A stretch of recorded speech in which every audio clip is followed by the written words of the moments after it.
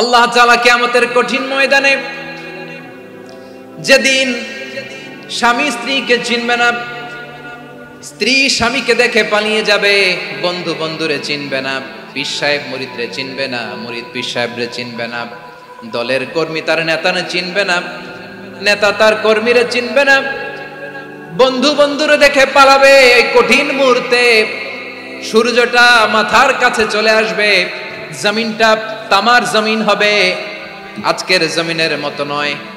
মানুষ ঘর্মাক্ত, ক্লান্ত, শ্রান্ত মাথার মগজগুলো কানের ছিদ্র আর নাকের ছিদ্র দিয়ে বেয়ে বেয়ে পড়বে।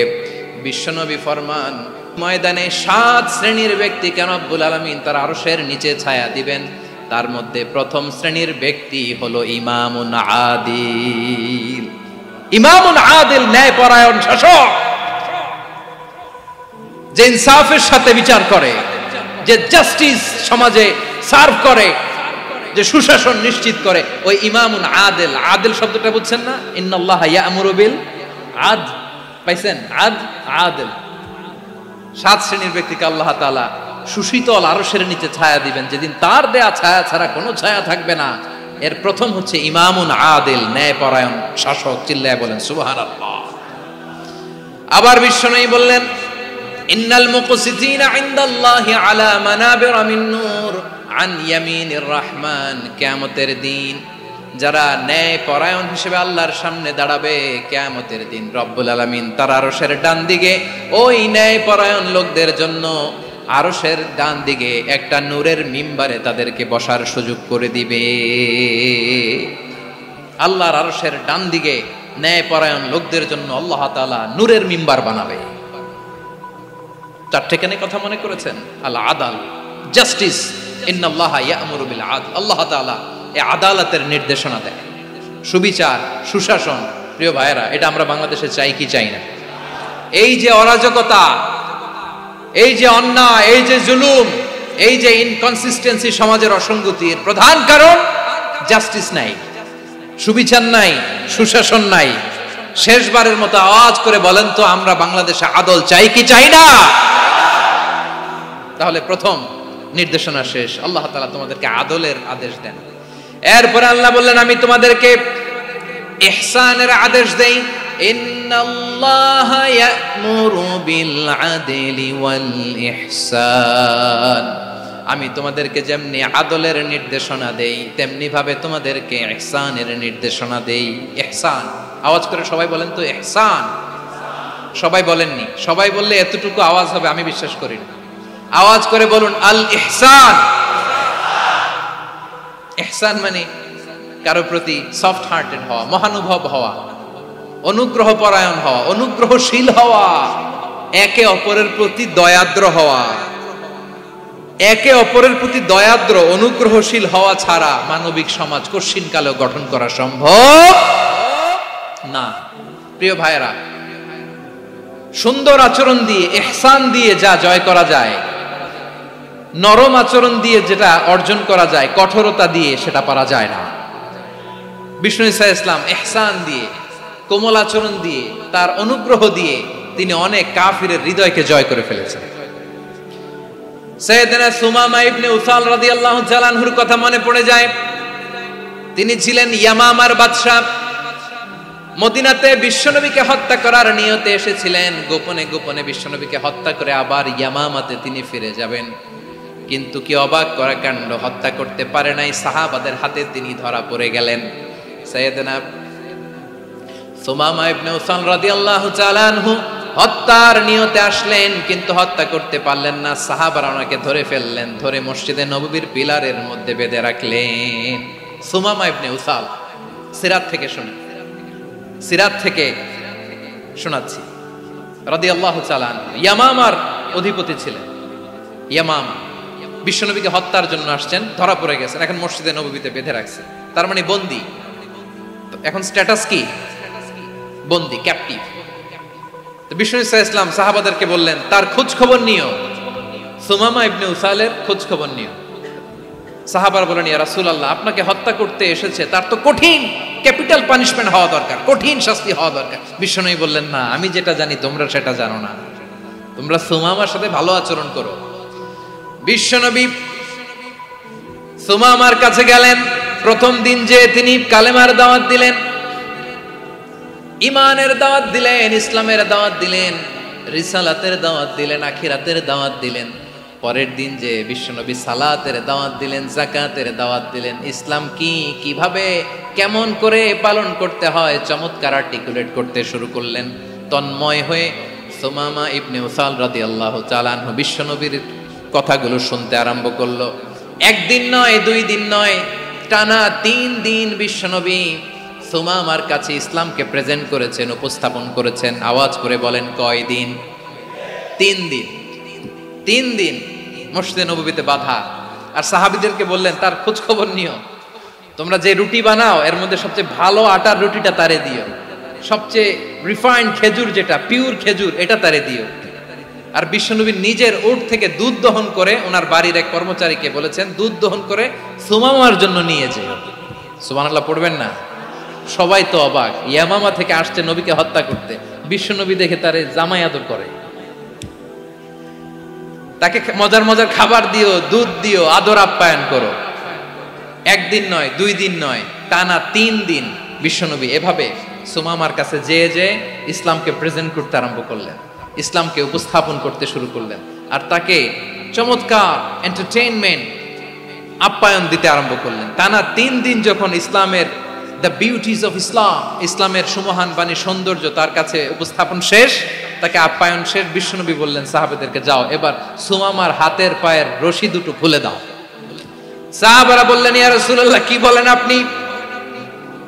ও তো হত্যাকারী, সুযোগ পায় নাই, আপনারে মারতে পারে নাই, ছেড়ে দিলে আবার ও আপনার উপর তলোয়ার নিয়ে ঝাঁপিয়ে পড়বে। নবী, এই সিদ্ধান্ত আপনি নিতে যাবেন না। বিশ্বনবী বললেন, যেটা বলেছি সেটা করো, সুমামার রশিগুলো ছেড়ে দাও, সুমামার হাতে পায়ের রশিগুলো যে তোমরা খুলে দাও। সাহাবারা তর্ক জুড়ে দিলেন, লা ইয়া রাসূলুল্লাহ, এমনটা করবেন না, তো ভয়ঙ্কর, ভয়ঙ্কর খুনি, কি জানি কি হয়ে যায়। বিশ্বনবী বললেন, না, তার হাতে পায়ের রশিগুলো খুলে দাও। সাহাবারা বিশ্বনবীর কথা মতো তার হাতে পায়ের রশিগুলো খুলে দিল।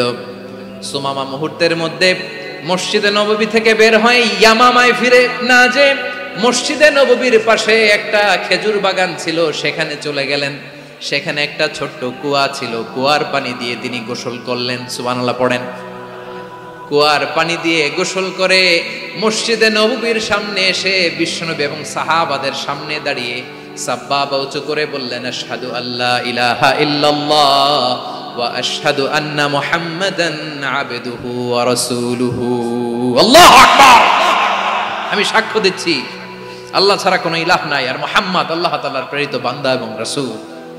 প্রিয় ভাইয়েরা, ইহসান দিয়ে যা জয় করা যায়, কঠোরতা দিয়ে সেটা কঠিনকালেও জয় করা যায় না। আওয়াজ করে বলেন ঠিক কি না? এবার সুমামা দাঁড়িয়ে বলে, ওগো নবী, আমি তো কালিমা পড়ে মুসলমান হয়ে গেলাম, এবার শোনেন, এই মুহূর্তের আগে আপনার চেহারার চাইতে নিকৃষ্ট কোনো চেহারা আমার কাছে ছিল না, কিন্তু শাহাদা পাঠ করার পরে আপনার চেহারার চাইতে উত্তম শ্রেষ্ঠ কোনো চেহারা আমার কাছে আর নাই। ও নবী, আজকের দিনের আগে ইসলাম ধর্মের চেয়ে নিকৃষ্ট অপছন্দনীয় কোনো ধর্ম আমার কাছে ছিল না, কিন্তু এই মুহূর্ত থেকে ইসলামের চেয়ে সেরা শ্রেষ্ঠ পছন্দনীয় কোনো ধর্ম আমার কাছে নাই। নবী গো, আজকের দিনের আগে মদিনার চাইতে অপছন্দনীয় নিকৃষ্ট কোনো শহর আমার কাছে ছিল না, কিন্তু এই মুহূর্তের পর থেকে মদিনার চাইতে কোনো শ্রেষ্ঠ শহর আমার জানা নাই। সে ছিল গমের বড় ডিলার, গম বেচতো। কি বেচতো? তার গম কিনে মক্কার লোকেরা রুটি খাইতো। সে ঘোষণা দিল, আজকে থেকে মক্কাবাসীদের জন্য সব গম আমি হারাম করে দিলাম, মক্কাবাসী এখন না খেয়ে মরে। সুবহানাল্লাহ পড়বেন না? মক্কাবাসী বিশ্বনবীর কাছে আসলেন, এসে বললেন, মুহাম্মদ, আমরা তো তোমার ভাই, তোমার চাচা, তোমার ভাতিজা, তোমার আত্মীয়, তুমি সুমামারে বলো সে যেন আবার গমের সাপ্লাই মক্কার জন্য অনুমতি দিয়ে দেয়। বিশ্বনবীর অনুমতি ক্রমে সুমামা আবার মক্কাতে গম পাঠাতে শুরু করলো। পড়েন সুবহানাল্লাহ। ইহসান, ইহসান দিয়ে আপনি যেটা জয় করতে পারবেন, you can win the heart of your enemies. ইহসান দিয়ে আপনি আপনার শত্রুর হৃদয়কে জয় করতে পারবেন। আওয়াজ করে বলেন ঠিক কিনা? এজন্য আল্লাহ বললেন, ওয়া আনফিকু ফি সাবিলিল্লাহি ওয়ালা তুলকু বিআইদিকুম ইলাত তাহলুকা ওয়া আহসিনু ইন্নাল্লাহা ইউহিব্বুল মুহসিনিন। তোমরা আল্লাহর রাস্তায় দান করবে আর নিজেরা নিজেদেরকে ধ্বংসের হাতে ঠেলে দিও না। তোমরা একে অপরের প্রতি ইহসান করবে, কারণ ইহসানকারীদেরকে আল্লাহ বড্ড ভালোবাসেন। সুবহানাল্লাহ পড়েন। আবার সূরা রহমানে আল্লাহ বললেন, হাল জাযাউল ইহসানি ইল্লাল ইহসান ফাবিআইয়ি আলা, সবাই পড়েন, ফাবিআইয়ি আলাই রাব্বিকুমা তুকাযযিবান। ইহসানের প্রতিদান হিসেবে ইহসানি হয়। বিশ্বনবী সুমামার প্রতি যেমন ইহসান করেছেন, সুমামাও ঠিক তেমন ইহসান ফিরিয়ে দিয়েছে। ঠিক কিনা বলেন? তাহলে এক নম্বরে হচ্ছে আদ, ন্যায় বিচার। দুই নম্বরে সবাই বলে ইহসান, সদাচরণ। ইহসান দুই ধরনের প্রিয় ভাইরা, ইহসান ফিল ইবাদা, ইহসান ফিল মুআমালা। ইহসান ফিল ইবাদা হচ্ছে একাগ্র অনুভবে ইবাদতে ডুব দেওয়া, এর নাম ইবাদতের ইহসান। সুবহানাল্লাহ পড়ো। বিশ্বনবী বলেন ইহসান মানে কি জানো নাকি? হাদিসে জিবরিলে সাইয়েদনা জিবরিল আলাইহিস সালাম বিশ্বনবীকে বললেন, আখবিরনি আনিল ইহসান। নবী আমাদেরকে বলেন ইহসান মানে কি? বিশ্বনবী বললেন, আনতা আবুদাল্লাহা কাআন্নাকা তারাহু ফাইন লাম তাকুন তারাহু ফাইন্নাহু ইয়ারাক। ইহসান মানে হলো এমন ভাবে তুমি আল্লাহর সামনে নিজেকে উজাড় করে ইবাদত করবে, তুমি ভাববে তুমি আল্লাহকে দেখতে পাচ্ছ। আর এটা যদি ভাবা তোমার জন্য কঠিন হয়ে যায়, অন্তত এতটুকু তুমি ভাববা যে আল্লাহ তোমাকে দেখতে পাচ্ছেন। ঠিক কিনা বলেন? ও আমার বীর চট্টলার ভাইয়েরা, কেউ যেটা দেখে না সেটা দেখে কে? এই বিশ্বাস হৃদয়ের মধ্যে আছে? নামাজে যখন দাঁড়ান এই ফিলিংসটা আনা যাবে? হ্যাঁ, এশার সালাত তো এখনো হয় নাই না? আলোচনা শেষে এশার সালাত এখানে অনুষ্ঠিত হবে, তাই না? আচ্ছা বলুন তো, আমরা এশার সালাত পর্যন্ত বেঁচে থাকবো এই গ্যারান্টি আছে কার কার? হাত তোলেন। কয়েকজন হাত তুলছে পেছনে, না বুঝে তুলে ফেলছে। এশা পর্যন্ত যে আমরা হায়াত পাবো কোনো গ্যারান্টি আছে? সবাই আওয়াজ করে বলেন, গ্যারান্টি আছে? গ্যারান্টি নাই। এজন্য বিষ্ণু ইসলাম বলেছে এমন ভাবে নামাজে দাঁড়াও, ইবাদত করো, মনে করো হতে পারে এটাই আমার জীবনের শেষ নামাজ। Perform the salah as if this is your last and final prayer. এমন ভাবে সালাতে দাঁড়াও, ভাবো হতে পারে এটাই তোমার জীবনের শেষ নামাজ। এমন ভাবে নামাজে দাঁড়াও, ভাবো এটাই শেষ নামাজ। তাহলে নামাজে একাগ্রতা বাড়ায় দিবে কে? ফলে ইবাদতের ইহসান আমাদের অর্জিত হবে। আর মুআমালাতে ইহসান হলো, বিশ্বনবী বলেন, ইন্নাল্লাহা তাবারাকা ওয়া তাআলা কাতাবাল ইহসানা আলা কুল্লি শাই ফাইদা কাতালতুম ফাআহসিনুল কিতলা ওয়া ইযা যাবাহতুম ফাআহসিনুয যাবহা ওয়ালিয়ুহিদ্দা আহাদুকুম শাফরাতাহু ওয়ালিয়ুরিহ যাবিহাতাহু। ইহসান দুই ধরনের। আওয়াজ করে বলতে হবে, কয় ধরনের? সবাই বলুন আওয়াজ করে, কয় ধরনের? একটা হচ্ছে ইহসান ফিল ইবাদা, ইবাদতে ইহসান। ইবাদতে ইহসান কি? একাগ্র অনুভব দিয়ে ইবাদত করা, মন প্রাণ দিয়ে ইবাদত করা। আর মুআমালাতে ইহসান কি? সব কাজে, দৈনন্দিন কাজে, কর্মে, সামাজিক অ্যাক্টিভিটিতে কোমলতা প্রদর্শন করা, অনুগ্রহের সাথে সবকিছু করা। আল্লাহ তাআলা ইন্নাল্লাহা তাবারাকা ওয়া তাআলা কাতাবাল ইহসানা আলা কুল্লি শাই, তিনি সব কিছুর ব্যাপারে ইহসানকে আবশ্যক করেছেন। সবকিছু, মুমিনের সব কাজে ইহসানের পরশ থাকবে। ওয়া ইযা কাতালতুম ফাহসিনুল কিতলা, বিষ্ণুই বলেন তুমি যখন কাউকে হত্যা করো ইহসানের সাথে করো। সুবহানাল্লাহ পড়বেন না? যখন হত্যা করো তখনও ইহসানের সাথে। আচ্ছা হত্যা করবো আবার ইহসান আসবে করতে করে, তো মেরেই ফেলবো আমি। আল্লাহ, ও ভাই একজন খুন করেছে, খুনি, রাষ্ট্রীয় আইনে তার শাস্তি হয়েছে ডেথ পেনাল্টি, মৃত্যুদণ্ড। এখন মৃত্যুদণ্ড দেখে আপনি যেমনি মন চায় তেমনি মারবেন লোকটারে? ওর নাক কেটে ফেলতে পারবেন? ওর কান কাটতে পারবেন? ওর চোখ উপড়ে ফেলতে পারবেন আপনি? যেমন মন চায় তার অঙ্গহানি করা যাবে না। ইহসানের সাথে তাকে হত্যা করে। সুবহানাল্লাহ, this is Islam, this is the true essence of Islam. ওয়া ইযা যাবাহতুম ফাহসিনুয যাবহা, যখন জবাই করবে তখনও ইহসানের সাথে জবাই করো। করব জবাই, ওইখানেও নাকি ইহসান। আচ্ছা কুরবানির দিন আমরা পশুগুলোরে কি করি বলেন সবাই আওয়াজ করে? জবাই। জবাই মানে তো এটার মেরেই ফেলতেছি, একটু পরে তো টুকরো টুকরো করে গোশতগুলো খাবো, এটা তো খাবো, এটা তো মেরেই ফেলবে। বিষ্ণু বলে না, জবের মধ্যেও মুমিনের জবের ভেতরেও ইহসানের পরশ থাকা চাই।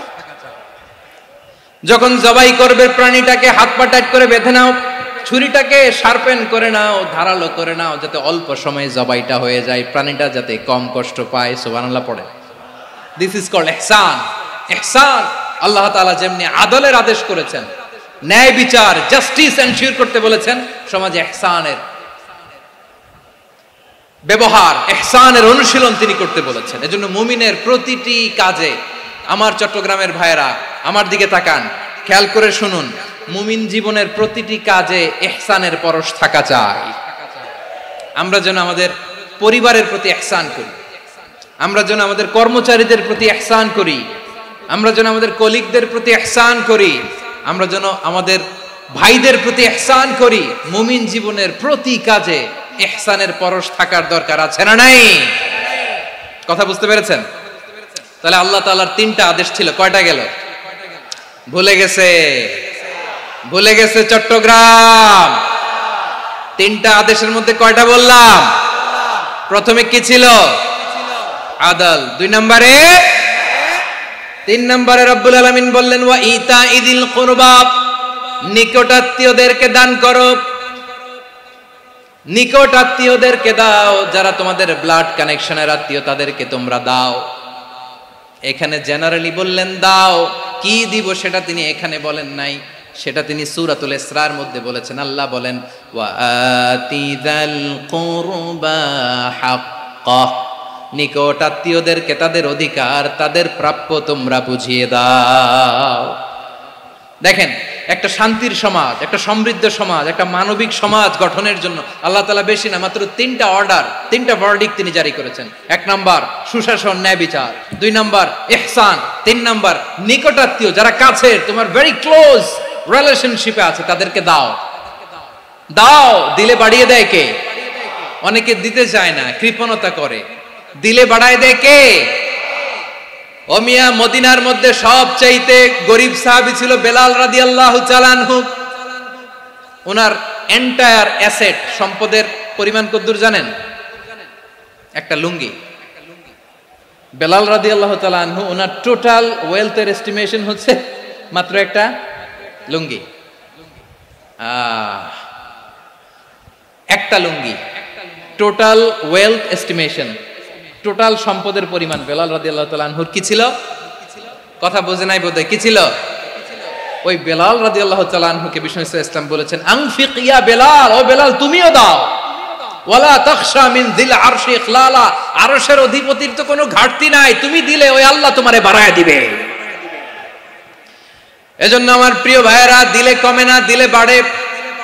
অনেকে ধরে রাখে, নতুন কিছু নিতে পারে না, হাত দিয়ে যেটা ধরে রেখেছেন এটা দিয়ে দেন, বড় একটা ধরার সুযোগ পাবেন। জোরে বলেন ঠিক কিনা? ধরেন 5 কেজি ওজনের একটা ধরে রাখছেন, এখন 10, এটা না ছাড়লে 10 কেজি ধরতে পারবেন আপনি? আচ্ছা, 10 কেজির জিনিস একটা আছে হাতে, ওইটা যদি ছেড়ে দেন তাইলে না 15 কেজি ধরতে পারবেন। কথা বলেন ঠিক কিনা? তাহলে দিলে বাড়িয়ে দেয় কে? রব্বুল আলামিন বললেন 3 নাম্বার আদেশ হলো তোমাদের প্রতি সমাজটারে কেমন করে মানবিক সমাজ, সুন্দর সমাজ গড়বা। 3 নাম্বার আদেশ হলো ওয়া আতিদাল কুরবা হাক্কা, নিকটাত্মীয়দেরকে তাদের প্রাপ্য বুঝিয়ে দাও।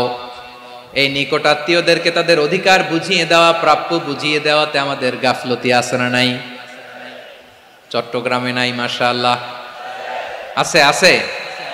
অনেকে দেখবেন অনেক আল্লাহওয়ালা, তাহাজ্জুদ গুজার, সেজদা দিতে দিতে কপালে কালো দাগ ফেলে দিছে, সে তার বোনের হকটা আদায় করে নাই। আছে না নাই? হ্যাঁ, এখানেও আছে। সর্বনাশ। অনেক বড় হাজী সাহেব, বিশাল লম্বা দাড়ি, ছেলেরে সব দিয়ে দিছে, মেয়েরে কিছু দেয় নাই, মেয়ের হক আদায় করে নাই। আছে না নাই? এই হাজী সাহেবেরা, এই আল্লাহওয়ালারা কিয়ামতের ময়দানে আটকে যাবে। আপনি অন্যের অধিকার নষ্ট করেছেন, তাদের রাইটস কে ভায়োলেট করেছেন। এজন্য আল্লাহ তাআলা বলেন, কারো অধিকার যদি কেউ নষ্ট করে, ওই সমাজটা মানবিক সমাজ কঠিনকালেও হতে পারে না। এজন্য 3 নম্বর আল্লাহ বললেন ওয়া ইতাইদিল কুরবা, নিকটাত্মীয়দেরকে দাও। কি দিবা? তাদের অধিকার দিয়ে দাও, বোনের অধিকার বুঝিয়ে দাও। মেয়ের অধিকার বুঝিয়ে দাও, ফুফুর অধিকার বুঝিয়ে দাও। দেখবেন অনেক মায়েরা ছেলের পাতে মুরগির রান দেয়, মেয়ের পাতে দেয় মুরগির ঠ্যাং। এরকম আছে না নাই? ছেলেরা কি দেয় মুরগির, মেয়ের পাতে কি দেয়? তো মেয়ের কি মুরগির রান খেতে মনে চায় না? মনে চায় না? এমনটা করা যাবে না। নিকটাত্মীয়দেরকে অধিকার দিয়ে দাও, নিকটাত্মীয়ের সাথে সুসম্পর্ক রাখো। আদেশটা কার? এজন্য প্রিয় ভাইয়েরা, জীবনে যদি বারাকা অর্জন করতে চান, নিকটাত্মীয়দের সাথে সুসম্পর্ক রাখতে হবে, তাদের জন্য উপহার পাঠাতে হবে। বিশ্বনবী বলেন, লা ইয়াদখুলুল জান্নাতা কাতে, যে ব্যক্তি আত্মীয়তার সম্পর্ককে ছিন্ন করে দেয়, সে কশিন কালেও আল্লাহর জান্নাতে ঢুকবে না। আপনি কি এটারে সহজ হাদিস মনে করছেন? এটা সহজ কথা? আপনি ভাবছেন আপনার নামাজ আপনারে বাঁচাতে পারবে, আপনার রোজা বাঁচাতে পারবে, আপনার তাহাজ্জুদ আপনারে বাঁচাতে পারবে? অধিকার নষ্ট করলে কিছুই আপনারে বাঁচাতে পারবে না। এজন্য নিকট আত্মীয়দেরকে দিতে হবে বেশি বেশি। বিশ্বনবী বলেন, ইন্না সাদাকাতা আলাল মিসকিনি সাদাকা ওয়া আলা যির রাহিমি ইসনাতান সাদাকাতুন ওয়া সালা। মিসকিন রে দান করলে শুধু দানের সওয়াব হয়, নিকট আত্মীয়কে দান করলে দুইটার সওয়াব হয়, সাদাকার সওয়াব হয়, আবার আত্মীয়তার বন্ধন অটুট রাখার সওয়াব হয়ে যায়। আবার বিশ্বনবী বললেন, মান সাররাহু আইয়ুবসাতা লাহু ফি রিজকিহি ওয়া ইউনসা লাহু ফি আসারিহি ফালইয়াসিল রাহিমা। যে ব্যক্তি তার রিজিকের প্রশস্ততা চায় আর হায়াতে বরকত চায়, সে যেন তার আত্মীয়ের সাথে সুসম্পর্ক রাখে। আমার প্রিয় চট্টলার ভাইয়েরা,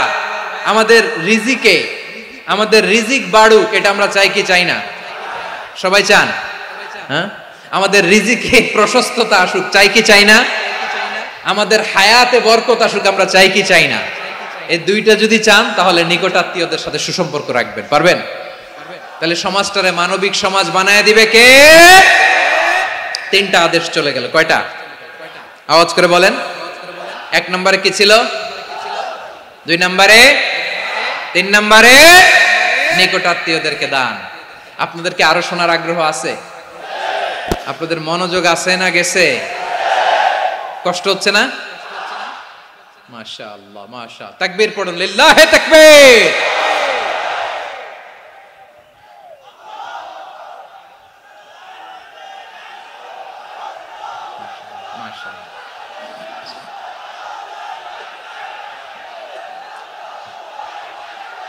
আমার প্রিয় ভাইয়েরা, আল্লাহ তাআলা তিনটা জিনিসের যেমনি আদেশ করেছেন, অনুরূপভাবে তিনটা বিষয় তিনি বারণ করেছেন, নিষেধ করেছেন। ওগুলোর কাছেও যাওয়া যাবে। শুনবেন। রাব্বুল আলামিন বলেন, ওয়ায়ানহা